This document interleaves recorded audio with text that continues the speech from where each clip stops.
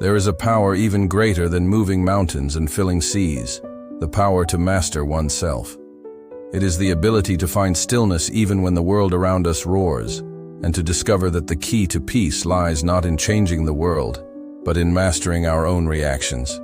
This is the story of a journey to find that power.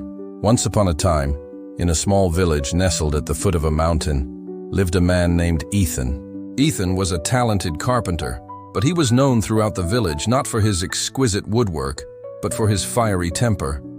For Ethan, every day was a battle. An unintentional word, a mistaken glance, an item wrongly priced, all could become the spark that ignited his wrath. He believed the problem lay with the world outside, a world full of fools, unjust people, and ironic circumstances. He didn't realize that by allowing these trivial things to stir his mind, he was handing the key to his own peace into the hands of others. Each time he got angry, he felt powerful, but afterward, only emptiness and exhaustion remained, like a field just swept by a storm. Ethan's life was a long string of frustration and tension. Until one day, after a fierce argument with a neighbor over a stray chicken, Ethan returned home, his heart pounding in his chest, his mind reeling. He looked at his reflection in a water jar, a flushed face, eyes streaked with blood, looking utterly alien and frightening. For the first time, he asked himself, "Is this the person I want to be? Why do I let anger gnaw at my life like this?" Hearing rumors that on the high mountain peak there was an ancient temple where Master Serenity, a man of profound wisdom and compassionate heart, resided, Ethan decided to set out in search of answers. After a long climb up the mountain, Ethan finally reached the temple. The space there was truly serene, with only the sound of wind rustling through the pine trees and the temple bell chiming in the morning mist. Master Serenity, with a high forehead and gentle eyes, was meditating under a Bodhi tree. Seeing Ethan, he said nothing, only smiled and gestured for him to sit down. Ethan poured out his heart, speaking of his uncontrollable fits of anger and the feeling of helplessness when constantly provoked by others. After listening, Master Serenity quietly stood up, took a clear glass, filled it with water, and scooped a spoonful of sand into it. He handed the glass to Ethan and said, "Shake it." Ethan complied. Immediately the grains of sand swirled up, clouding the entire glass of water, making it impossible to see through. "This is your mind when you are angry," the master gently said. "When stirred by strong emotions, you cannot see anything clearly. Everything becomes distorted. Can you see the truth through this murky water?" Ethan shook his head. The master smiled and placed the glass on a stone table. "Now, let us sit and observe." They sat in silence. Gradually, the heavier grains of sand began to settle at the bottom. The water slowly became clear again. Before long, the glass of water was perfectly transparent, and Ethan could clearly see each tiny grain of sand resting at the bottom. "Do you see?" the master asked. "Your mind is the same. When you allow it to be still, when you do not react immediately to agitation, everything will settle down on its own.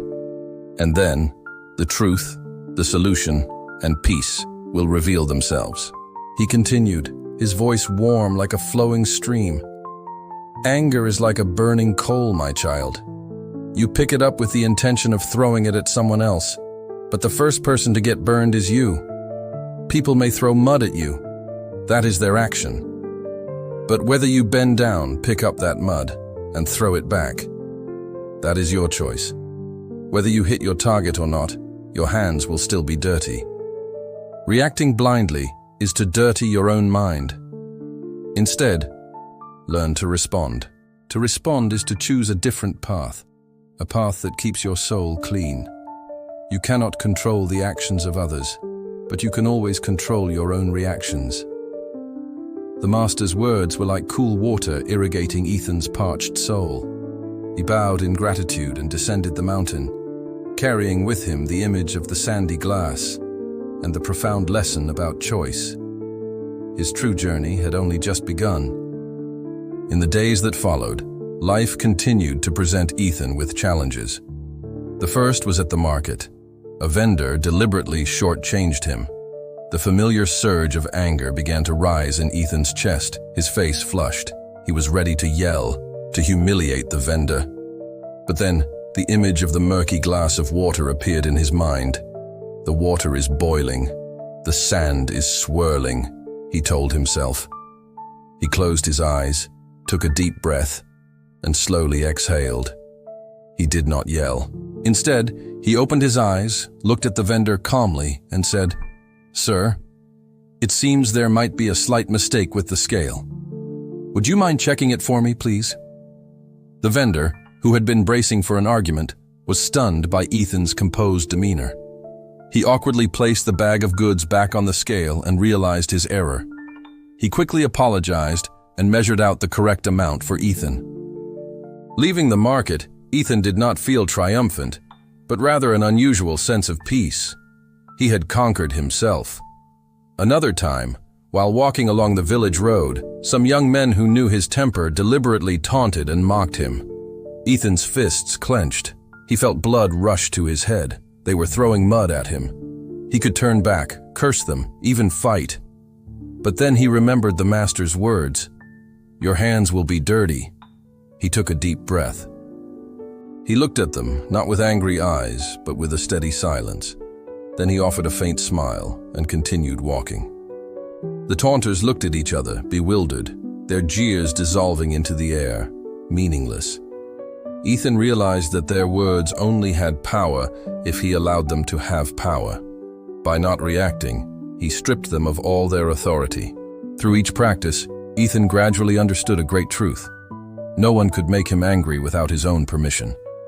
The cheating vendor, the mockers, they were not the cause of his anger. They were merely external agents. The anger truly came from his own mind, from the deeply ingrained habit of reacting negatively. And if he was the one who created it, then he could also be the one who chose not to create it. He could choose peace instead of pain, clarity instead of chaos. Many years passed, and Ethan had completely transformed. He was still the talented carpenter, but now people knew him for his composure, kindness, and gentle smile. He had become a symbol of peace in the village. Ethan's story reminds us that the external world will always have its storms, its hurtful words, its unjust circumstances. We cannot stop the wind from blowing or the waves from crashing, but we can learn to build a sturdy lighthouse within our own souls. True strength lies not in shouting louder than others, but in maintaining stillness when the whole world tries to shake you. Because when you master your reactions, you are mastering your life. You are no longer a leaf swept away by the winds of circumstance, but you become a steadfast tree, deeply rooted in inner peace, calmly watching every storm pass by.